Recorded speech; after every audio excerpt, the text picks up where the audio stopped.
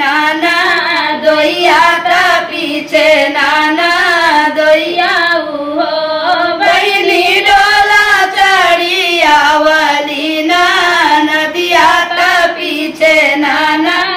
दोइया त पीछे नाना दोइया